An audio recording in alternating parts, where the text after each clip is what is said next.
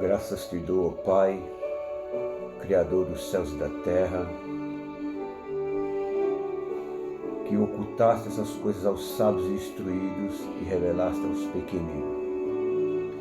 E assim a cada dia, ó Pai, eu quero me tornar um pequenino do Senhor, para ser um vaso de honra, preparado para toda boa obra. Livra-me, Senhor, da soberba, da presunção, da altivez. Livra-me do ego, da vaidade e de qualquer coisa que queira, Senhor, atrapalhar ou tirar a Tua presença da minha vida, Senhor. Que a cada dia isso possa me purificar da má consciência, do velho homem, da velha criatura, do velho eu, e a cada dia gerar em mim a Tua semente da nova criatura, que segundo o Senhor é gerado em verdadeira justiça e santidade. Eu quero Te agradecer por mais um vídeo, Pai, por poder fazer e estar glorificando e exaltando o Teu nome, porque a honra é Tua, a glória é Tua, o poder é Teu, porque o Senhor é digno de ser exaltado, louvado e engrandecido. E graças Te dou, Pai, por cada pessoa que vai estar ouvindo, que o Senhor possa derramar graça sobre graça. E a cada dia o Senhor possa consolar o coração de cada um, alimentando a sua alma, o seu espírito, alimentando a cada dia, ó Pai, o seu entendimento, para que possamos andar unidos na fé, a cada dia na defesa da glória do Teu Evangelho, da Tua Palavra, da nova aliança, do novo e vivo caminho, para que possamos ser filhos e semente do Senhor, plantada e regada pelo poder do Teu Espírito Santo. Em nome de Jesus. Boa noite a todos, meus queridos irmãos e irmãs, meus queridos ouvintes. Que a graça do nosso Deus e eterno e Salvador Jesus Cristo possa estar no coração de cada um de vocês e que assim a palavra dele possa ser introduzida dentro de cada um. Eu quero abordar um assunto de suma importância para que todos nós possamos ou podemos entender que no mundo visível e no mundo invisível, que é a Nova Jerusalém Celestial, há uma batalha constante entre os filhos verdadeiros de Deus e os filhos também do maligno, porque ele também tem seus filhos. E a palavra nos fala que, desde o princípio, o inimigo da nossa alma, Satanás, o diabo, a serpente, ele sempre tentou e tenta mudar aquilo que Deus construiu, aquilo que Deus transformou, aquilo que Deus moldou desde o princípio, para que nós possamos ou podemos entender a grandeza de Deus. Então, quando Deus faz toda a sua criação, e alguns por desobediência, assim, as criaturas que são os anjos, a primeira criação de Deus, uma terça parte foi desobediente e assim deixaram-se levados pela astúcia e as palavras do nosso inimigo, de Lúcifer, que antes da sua queda era um anjo de luz, a qual recebia só a fonia, a voz de Deus, e ele mesmo tocava nas coisas e assim acontecia, e ele, por ver essa grandeza, esse poder nas suas mãos, ele quis usurpar essa glória do Deus eterno. E assim como Deus sempre tem algo preparado, uma estratégia, sempre para trazer o homem para se aproximar dele e estar com ele e viver com ele.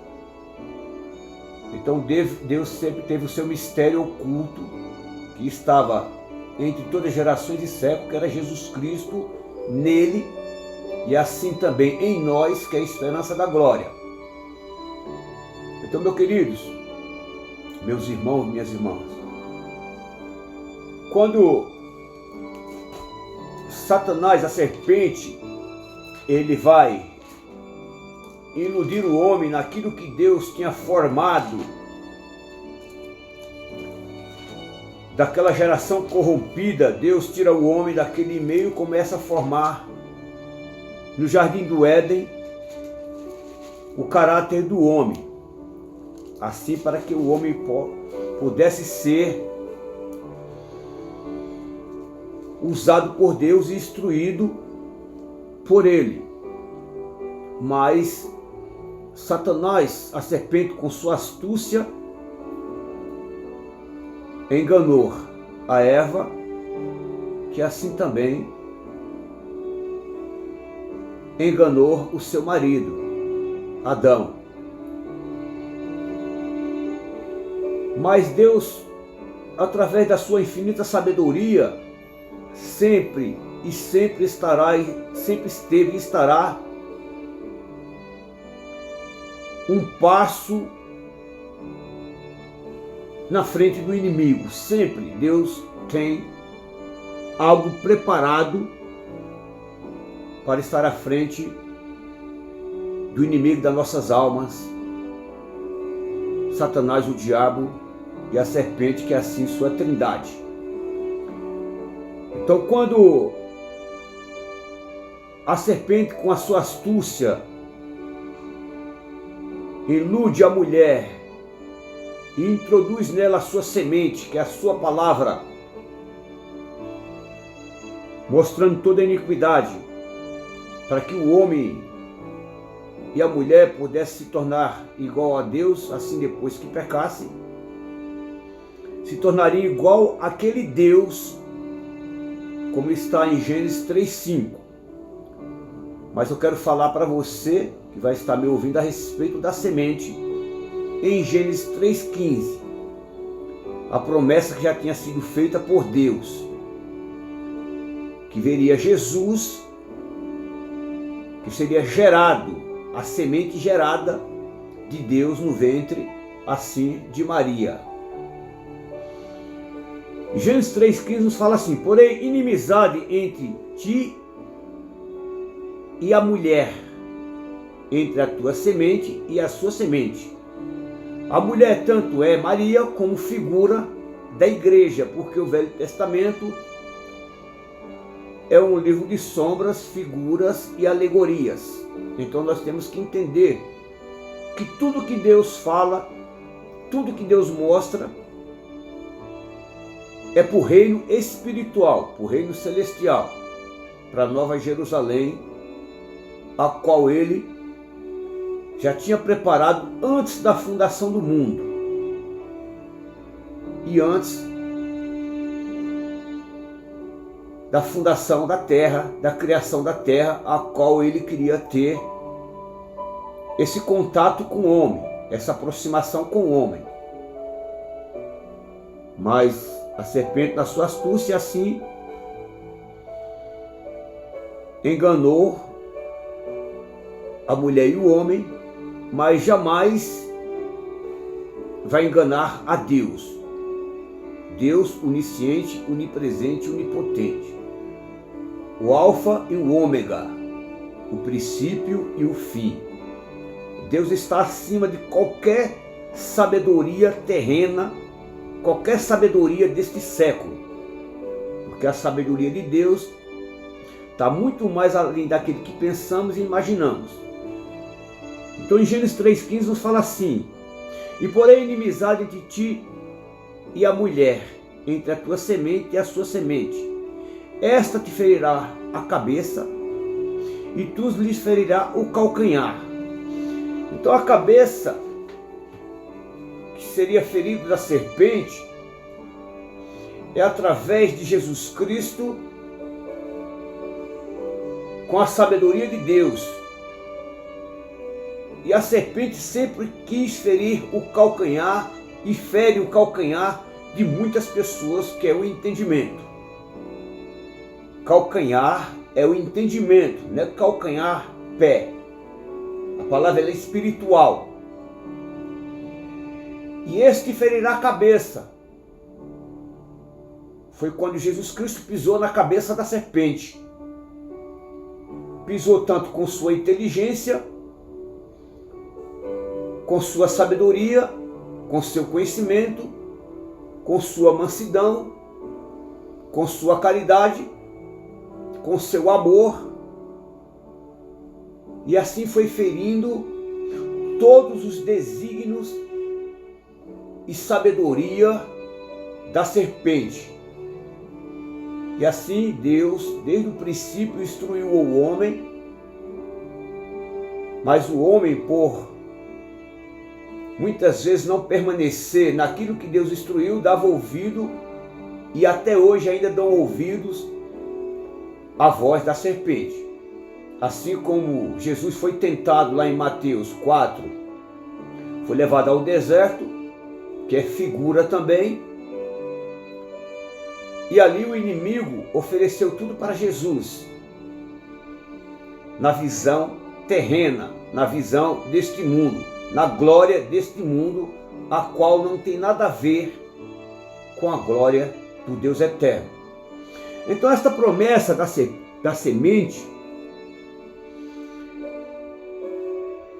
que quando o escritor de Gênesis faz uma delação, faz um relato, para que nós possamos entender de todos os acontecimentos desde o princípio.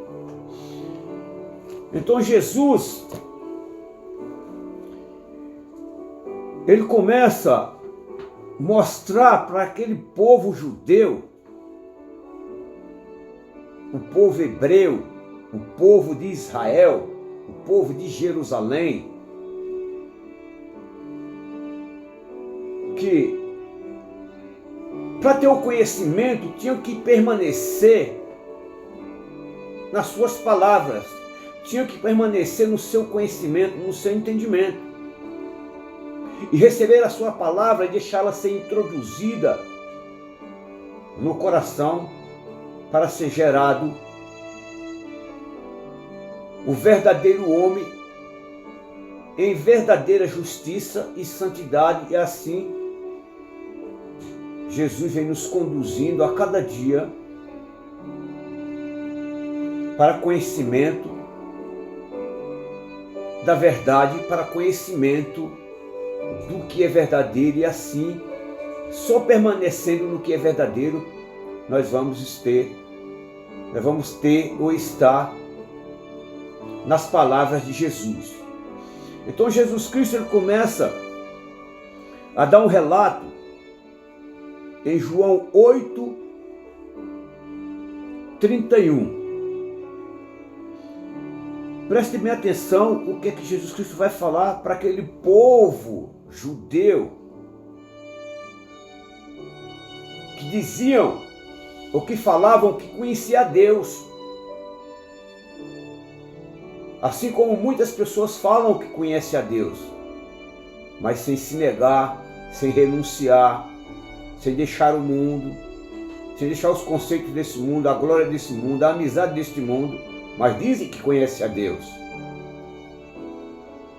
Então conhecer a Deus é caminhar conformidade à sua palavra, os seus escritos, o ensinamento de Jesus, porque se Jesus Cristo não vem, ninguém conhecia o Pai. Se Jesus Cristo não vem, ninguém teria o entendimento do Pai, a sabedoria do Pai. Se Jesus Cristo não vem, ninguém saberia quem era o verdadeiro Deus. Ninguém tinha conhecimento do verdadeiro Deus, porque todas as características do Pai, todas as palavras do Pai, todo o conhecimento do Pai, todos os mistérios do Pai, se revela na pessoa de Jesus. Porque Jesus Cristo veio revelar o Pai, veio revelar o seu amor, a sua misericórdia, veio revelar a preocupação do Pai, a qual ele tinha e tem de salvar a humanidade, o ser humano. Mas muitos não querem, porque não querem deixar a glória deste mundo. Então Jesus Cristo nos fala assim em João 8,31.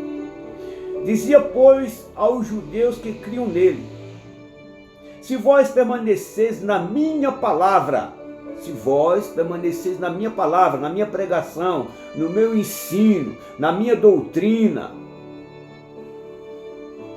no meu amor, na minha revelação, se vós permaneceis na minha palavra, verdadeiramente sereis meus discípulos.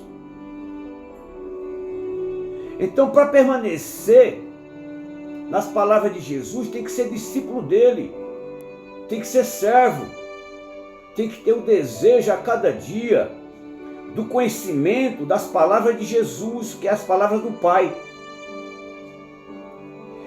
E aí é onde entra o versículo 32, que muitas pessoas falam, mas não entendem o que estão falando, porque para ser discípulo e conhecer a verdade, tem que permanecer naquilo que Jesus Cristo falou. E conhecereis a verdade, e a verdade vos libertará. Então aí os judeus, como de costume, sempre questionavam a Jesus. Sempre eles queriam achar uma justificativa e questionamento para preencher o seu próprio ego, os seus próprios conceitos deste mundo. Então eles questionam Jesus.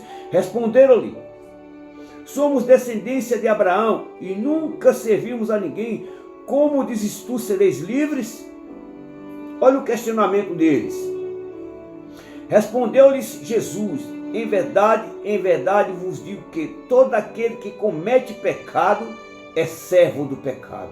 Então a pessoa que tem desejo do pecado, da iniquidade, do mundo, toda pessoa que tem desejo carnal, sexual, erótico, toda pessoa que tem desejo dos sentimentos, da vaidade, dos sentimentos do ego, para mostrar sua aparência, ele é servo do pecado. Ele ainda não teve um encontro real com Jesus, mesmo dentro da igreja. Pessoas vaidosas, que só mostrando a aparência. Aí Jesus Cristo tem uma certa feita que ele olha para os fariseus, fala que eles são sepulcro caiado, belo por fora, querendo mostrar sua aparência, suas longas vestes, e por dentro são ocos, vazios, sem conhecimento de Deus, sem renúncia do mundo. Respondeu-lhe Jesus: em verdade vos digo que todo aquele que comete pecado é servo do pecado. Ora, o servo não fica para sempre em casa. Veja que muitas pessoas abandonam a igreja. Muitas pessoas abandonam o cultuar. Muitas pessoas abandonam porque é servo. E o servo não vai ficar na casa. A casa espiritual.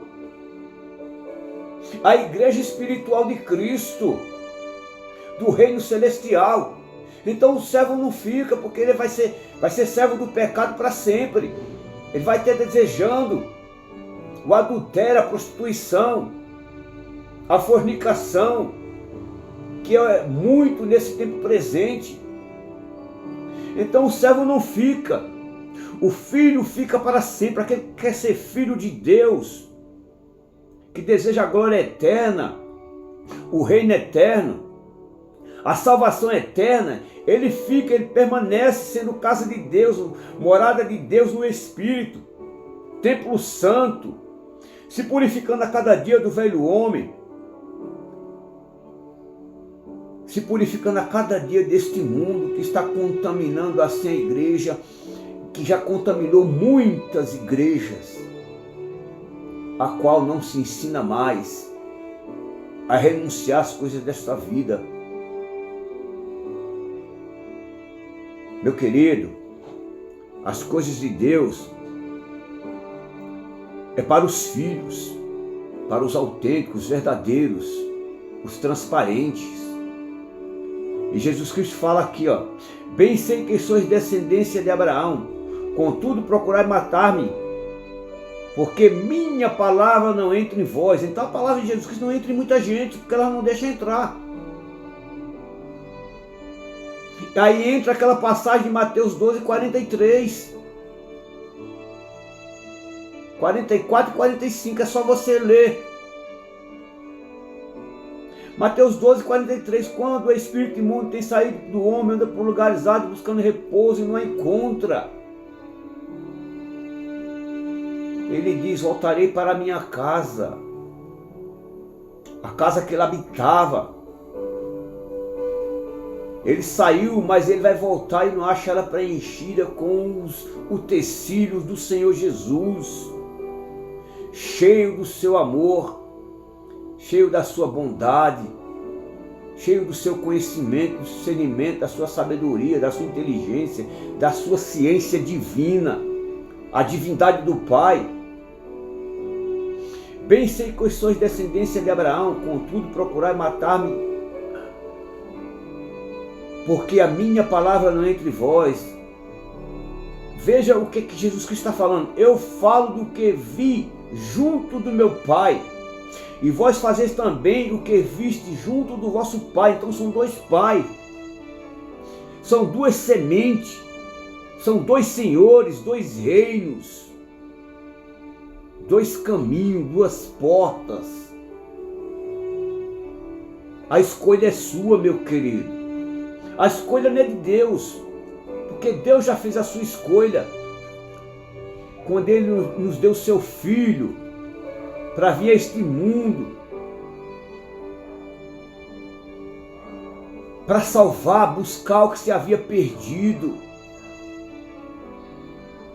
Então nós temos um Deus que desde o princípio teve uma preocupação, porque Deus conhece os que são seus. Aí muitas vezes a gente escuta as pessoas falar: ah, Deus está no controle de todas as coisas. Meu querido, Deus está no controle daqueles que o amam, daqueles que o buscam, daqueles que o desejam, daqueles que querem salvação. Deus não está no controle daqueles que estão no pecado, na iniquidade, no controle daqueles que estão na bebida, nos vícios, no crime. Deus não está no controle daqueles que desejam o adultério, a fornicação, o pecado. Deus não está no controle não, meu querido. Deus está no controle da sua igreja, que está separada, buscando as coisas que são de cima, que são do alto. Então essas conversas que Deus está no controle de todas as coisas, isso é conversa do homem. Porque Deus não pode conduzir o homem para o pecado. Deus não pode conduzir o homem por crime, para as drogas. Deus não pode conduzir o homem para se prostituir, a matar, a furtar, a roubar. Então Deus está no controle, meu irmão, minha irmã, meu querido, daqueles que o amam, daqueles que o desejam. Então é como a palavra fala: Deus não deixa o inimigo tocar naqueles que deixam ser controlados por Deus, que tem o desejo, o sentimento de Jesus. Provados vamos ser, sim, nós vamos ser provados, mas as provas que vêm para a nossa vida não é além daquilo que podemos suportar. E Deus é fiel e justo para que na hora da nossa tentação, daquelas práticas que a nossa carne, nossa alma, nosso sentimento quer, Deus vai nos livrar dessas tentações mundanas, assim como o diabo ofereceu tudo para Jesus, meu querido, meu irmão, minha irmã. Então Deus está no controle daqueles que querem verdadeiramente viver a Cristo. a sua palavra, a sua doutrina, o seu evangelho, o seu novo e vivo caminho, a realidade do reino celestial, da glória eterna. Então, Jesus Cristo fala assim, em João 8:38, eu falo do que vi junto de meu Pai, e vós fazeis também o que viste junto do vosso Pai. Responderam-lhe e disseram-lhe, olha só o que os judeus falam, nosso pai é Abraão. E Jesus replica também, disse-lhes, se fosses filhos de Abraão, faria as obras de Abraão. Mas agora procurai matar-me, a mim, homem que vos tenho dito a verdade, que de Deus tenho ouvido. Abraão não fez isso, porque Abraão guardou a promessa 430 anos antes da lei. Abraão guardou a promessa e creu, e assim instruiu Isaac e Jacó. Depois Jacó instruiu José e as 12 tribos de Israel. E depois vem a história de Moisés, Josué, assim crendo, acreditando nas promessas ao longe, não vendo elas, mas sim crendo e acreditando, assim como está lá em Hebreus 11, que fala dos heróis da fé. Então, meu querido, lá eram as promessas e eles criam, não viam, mas criam. E Abraão foi o primeiro a receber a pregação do Novo Testamento. É só ler o livro de Gálatas que você vai entender. Então, infelizmente, não se prega mais isso hoje dentro das igrejas. Eu não sei o motivo qual é, se não querem alertar a igreja de Cristo, ou só querem mostrar as coisas terrenas, as belezas terrenas, para assim tirar a lã das ovelhas, enriquecendo ilicitamente, vendendo o evangelho da facilidade para o reino dos céus. Mas a palavra fala que Jesus Cristo nos fala que o reino é tomada à força, a salvação é perseverança até o fim. Então Jesus Cristo nos fala assim no verso 40, mas agora procurai matar-me a mim, homem que vós tenho dito a verdade, que de Deus tenho ouvido. Abraão não fez isso. Vós fazeis as obras de vosso pai. Veja que Jesus Cristo estava replicando eles, mostrando para eles que ele estava fazendo a obra do vosso pai, do pai deles. E você vai entender que é o pai de muitas pessoas, apesar que todos dizem que é filho de Deus. Não é não, meu querido. Tem os filhos de Deus e tem os filhos do diabo também. Tem a semente maligna também. Vós fazeis as obras do vosso pai. Disseram-lhe, pois, nós não somos nascidos de prostituição. Olha, eles falaram que Jesus Cristo era nascido de prostituição. Olha só a mentalidade dos judeus, assim como a mentalidade de muita gente, de muitas pessoas que não têm conhecimento de Jesus, da sua palavra, do Deus eterno. Nós não somos nascidos de prostituição, temos um pai que é Deus. Olha a afirmativa deles. Aí Jesus fala assim, replicando. Jesus fala assim, debatendo aquilo que eles estavam afirmando. Disse-lhe, pois, Jesus, se Deus fosse o vosso pai, certamente me amarias, porque eu saí e vim de Deus, não vim de mim mesmo, mas ele me enviou. Por que não entendeis a minha linguagem? Por que não entendeis a minha palavra, a minha pregação? Por que não entendeis o meu reino? Por que não entendeis que o Pai está em mim, eu estou no Pai? As obras que eu faço, não faço de mim mesmo, mas sim do Pai que está em mim. Por que não entendeis a minha linguagem? A minha nova aliança, o meu novo e vivo caminho? Por que não entendeis a minha salvação, o meu reino? Por que será que as pessoas não entendem? E quando as pessoas voltam a ler o Velho Testamento, sem entendimento, sem conhecimento, está posto um véu no coração de cada um deles. Está posto um véu quando lê o Velho Testamento sem conhecimento, sem entendimento. Então, meu querido, por que não entendeis a minha linguagem? Por que não podeis ouvir a minha palavra? Então muita gente não ouve as palavras de Jesus. Elas preferem os prodígios, sinais e maravilhas de mentira, a qual vem pelos falsos profetas e falsos pregadores e líderes, mas não quero conhecimento, mas não quero entendimento. E assim, a igreja de Jesus Cristo vai sendo dissipada. Mas saiba de uma coisa, meu querido, se você tem sede, vontade do conhecimento, se você for ovelha, for filho que permanece, saiba que Deus vai te encontrar para te colocar